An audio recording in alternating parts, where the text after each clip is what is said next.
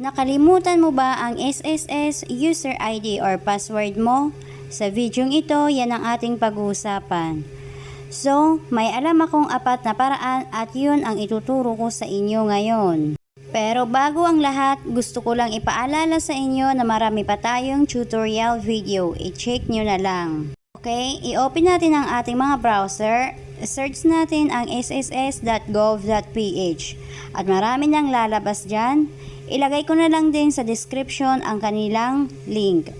Pindutin natin itong nasa unahan at mapupunta na tayo sa kanilang website. So dito, may dalawa tayong paraan para ma-retrieve natin ang ating user ID or password. Una dito sa registered email address. So dapat active ang ating mga email account. Pag pindot natin, dito na tayo mapupunta. So kailangan natin ilagay ang ating CRN or SSS number. So bigyan ko lang kayo ng idea, ang CRN ay makikita sa ating mga ID, itong nasa gilid. At dito naman sa baba, kopyahin lang natin kung anong nakasulat dyan na words. Pag okay na, pindutin ang submit. Dito naman, pindutin lang ang okay. Tapos, i-open na natin ang ating mga Gmail para makita natin ang kanilang email.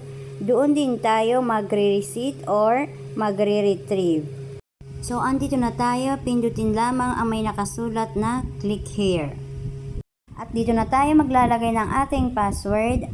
At least may 8 kombinasyon ng letra or numbers at capital letter and small letter. Huwag lang pong maglalagay ng special character tulad ng tuldok. Pagkatapos niyo maglagay dito sa preferred password, dito naman sa baba, i-confirm nyo lang yung password na nilagay nyo. Pag natapos na kayo maglagay, i-click lang ang OK, tapos submit. So, okay na yon at pwede nyo lang i-try, i-open. At dito naman tayo sa pangalawa, sa security questions. Dito, kailangan natin ilagay ulit ang ating SSS number or CRN number. So, ilagay na natin. Pag okay na, click ang search dyan sa gilid. Okay.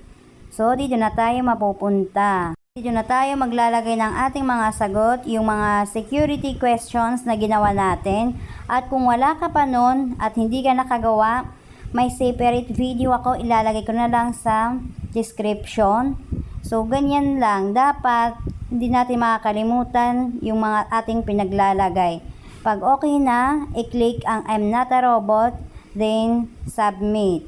Click ng submit, dito na tayo ulit maglalagay ng ating preferred password at dito naman sa baba yung confirmation niya.